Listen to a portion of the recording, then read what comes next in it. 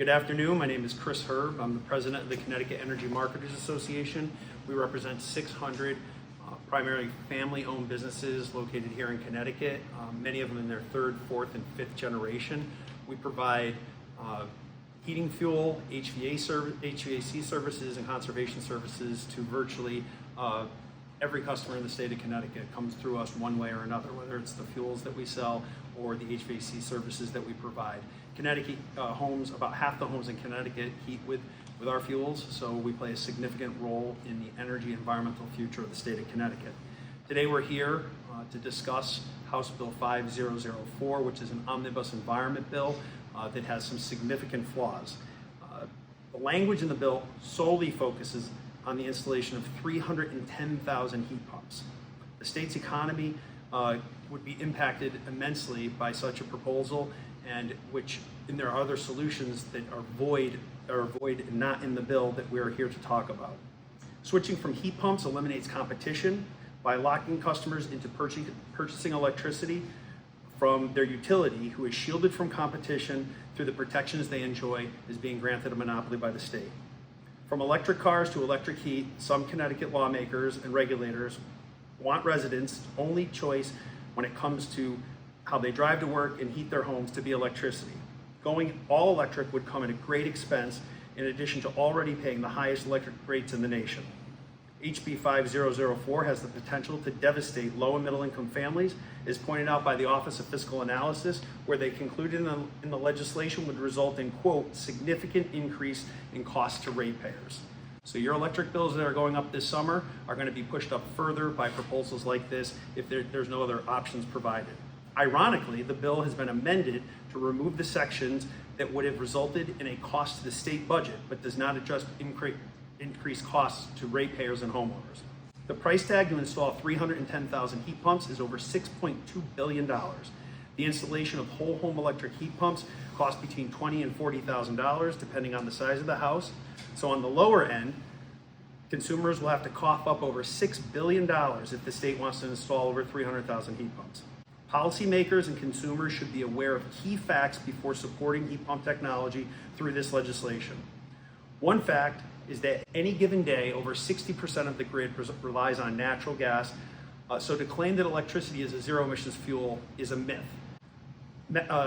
Natural gas is primarily made up of methane. Methane is 87 times more potent at capturing greenhouse gas emissions than carbon dioxide, so to pursue an all-electric heating source, it has no environmental benefits.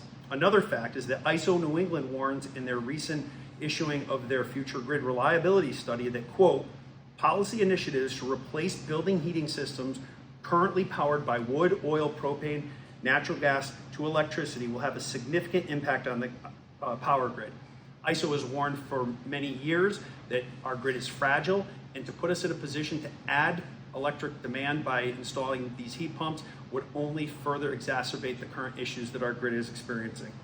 Today, we are here to call on legislators to make changes to the bill that we hope will help avoid cost to consumers and ratepayers, provide choices to homeowners, avoid overwhelming the grid, which could result in brownouts and blackouts, and lower emissions according to the requirements of the Global Warming Solutions Act. So I have with me today a number of people who have various expertise in fuels, clean renewable deliverable fuels, HVAC services, weatherization, and the HVAC technical field. So with that, our first speaker is Kay Childs of Tunxus Ores, who's right down the street in Meriden, Connecticut. She represents a family-owned company and has experience in serving customers with low carbon fuels. Thanks, Chris. As Chris said, my name is Kay Childs. Our family has a deliverable fuel business in Meriden. We service over 5,000 households in Connecticut. I have two kids. Both have taken an interest in studying environmental science, and I am proud of them and their willingness to have meaningful conversations about their mom's business. We talk about what heating oil looked like 50 years ago, even 20 years ago, and what it looks like today. I often tell them our trucks have a tank. We can carry any liquid in the tank. And in 20 years, that fuel will look different than it does today, all for the better. In fact, my son, understanding that biofuels are going to be part of the future, did a year-long research on project on the effects of a certain type of biodiesel and its effect on aquatic vertebrates.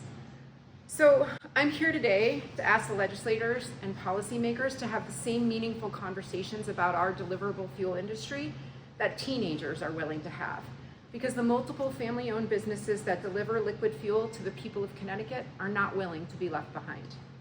As a group, we've mandated the use of biodiesel in our fuels as we continue to evolve in order to protect the environment, but just as importantly, we are continuing to protect the people of Connecticut by keeping them warm. The fact that the government of Connecticut consistently refuses to include us as part of the energy future of this great state is a power grab that lacks common sense. Our greener fuel doesn't require any investment or tax dollars. The government is forcing consumers away from having a choice of how they heat their home, and the cost to convert is extreme.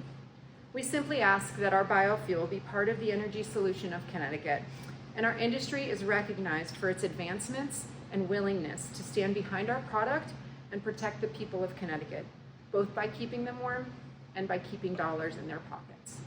Thanks so much. Thank you, Kate.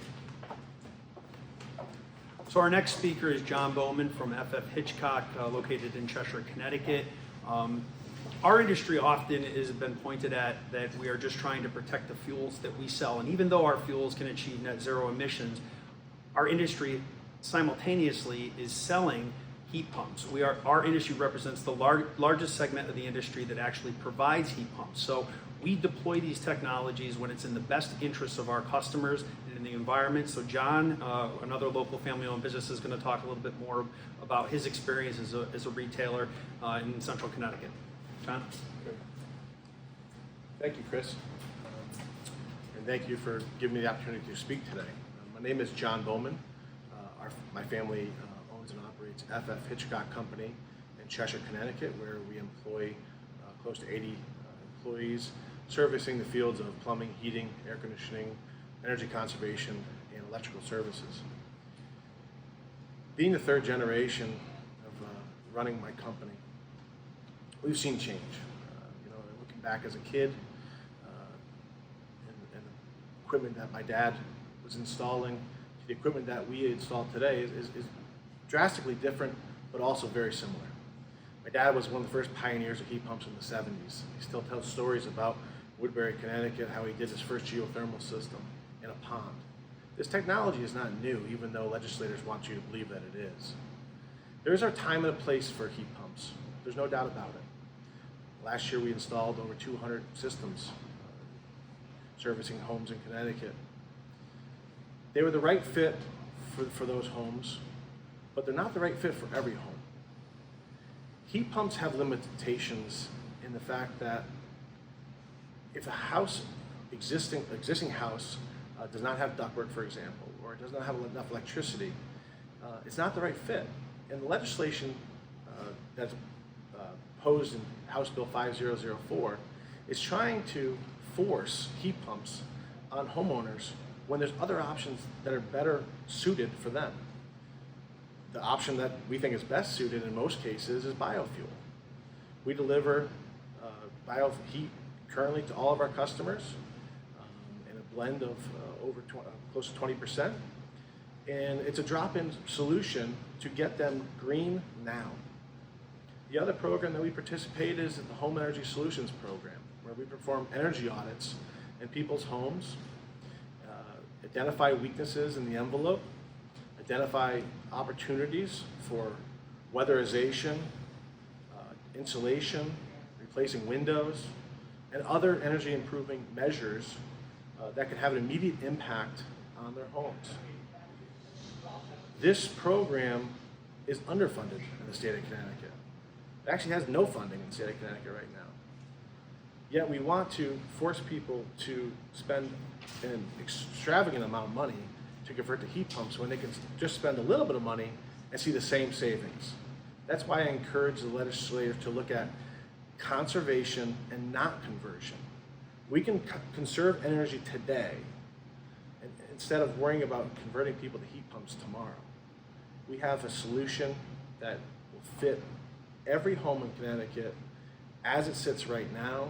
We don't need the legislator telling us what we should be putting into these people's houses. Thank you for your time. Thank you, John.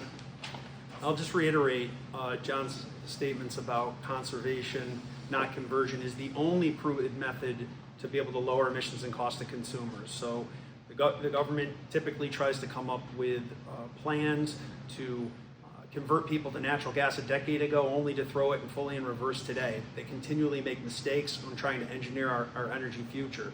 And speaking of the future, our next speaker is Burke Little, who is an instructor at the largest nonprofit HVAC school in Connecticut here at NTEC. And I'll have him talk a little bit about the innovations in education and an experiment that we've been running right here in the building with 100% biodiesel. Burke? Thank you, Chris. Good afternoon. My name is Burke Little. I've been a licensed HVAC tech for 35 years. I currently work here as the day instructor at NTEC. Part of our training here is, we train the students to maintain, repair, install heating and cooling refrigeration equipment. It uses every energy resource, including electricity, gas, oil, and now bioheat. Over the last 2 years, the school has been using 100% bioheat, which is produced right here in Connecticut to heat the area that this conference is happening in. In that period of time, I've been responsible for overseeing the performance and the operability of what is known as B100 fuel. We have 2 different fuel tanks outside the building, which include both a single wall tank and a double wall tank, so that we can study the effects of the highest different weather conditions that can happen in Connecticut, with the bioheat. So the B100 contained in those tanks is then used to heat this building. The equipment that's here is the same equipment that you would see in your normal residential basements, okay? It hasn't really taken on any issues as far as how it runs and how it works. In addition to lowering emissions in the heating system, it's also burning a lot cleaner and more efficient. So I personally feel very fortunate to be able to teach our next generation of HVAC professionals how to install and maintain and repair these bioheat systems. Connecticut needs a lot of techs out there, so that's what we are here for. And we've learned over the last 2 years that the equipment in your house right now is capable of running the B100 fuels that we're burning here in the school. So I want to thank you for your time.